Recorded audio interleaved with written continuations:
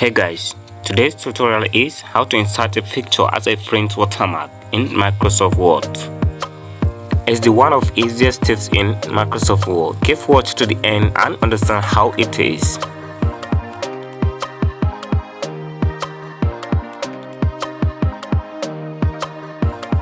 Click on Design tab. Click on Watermark option. Choose Custom Watermark. Click Picture Watermark and select Picture in Online or Offline.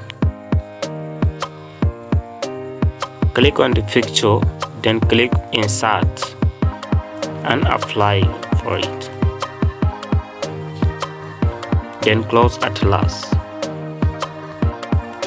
Okay guys, if you love this video, remember to give it thumbs up, share it with your whole friends through your social media, and don't forget to subscribe to see more of upcoming uploads. Bye.